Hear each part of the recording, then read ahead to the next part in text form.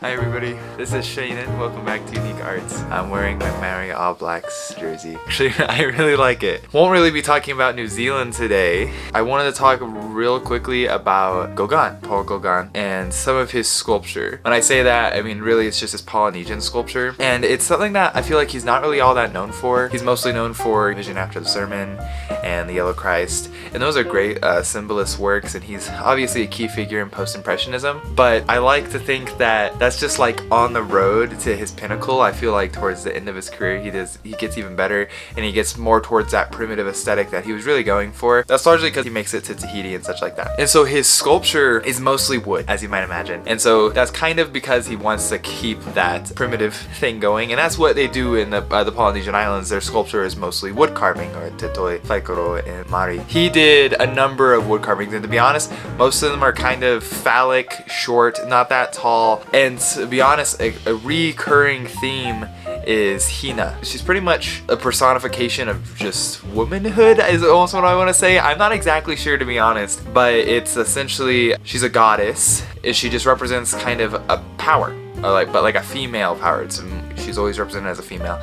So it kind of differs depending on the Polynesian culture, but if you have any idea, lots of the Polynesian cultures share a lot of similarities, and they kind of have these little nuances. But Hina is actually thought to be, well, she's said to be, at least in Tahitian culture, which is where Gauguin is based out of for a good chunk of the last part of his career. He spent some time in the Marquesas Islands for the last 2 years, where he died actually. But Hina's supposed to be the wife of the god of eels, and she essentially one day went out for a pack of cigs, or to pick up a gallon of milk, and she never came back because she didn't like the guy, I guess.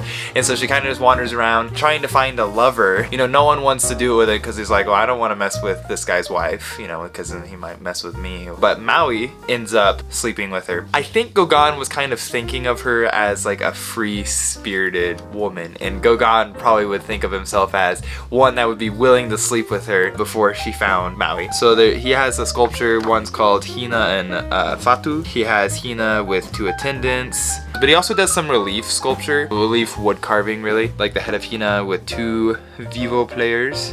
And he had this relief ensemble called Pape Moi, or Mysterious Water. I might be butchering some of these sounds, obviously, some of these words. I'm going to assume that's from his house. He had like a house of pleasure, pretty much, on Hivo before he died. But he does these wood relief carvings. There's another just a scene of worship with the head of Hina.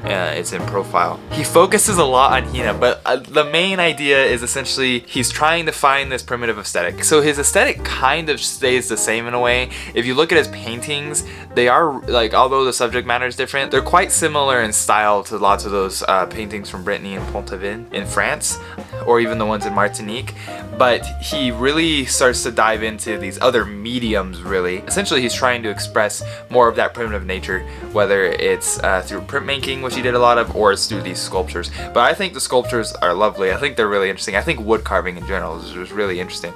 I think he did a little bit of stonework. He has a vase with Tahitian gods. Apparently it's terracotta. I hope you found those interesting. There's definitely a lot about Gauguin. I feel like those art history survey courses, they're great at what they're meant to be. They're kind of supposed to give you a broad idea of art history and lots of these periods, but they give you a very brief idea about certain artists. And so I guess it's kind of up to you after that which artists you want to learn more about, because I mean, I really like Gauguin and I think he's really interesting, but there's so much more about him than what you'll learn in an art history course, unless you take like a seminar that talks about him in detail. That's pretty much the case for anything, I guess. But I think Gauguin is one of those characters that is worth looking into. He's definitely really interesting, and I would highly recommend his own writings. They have compiled them, The Writings of a Savage by Paul Gauguin, and he's kind of self-aware, and I really enjoy his take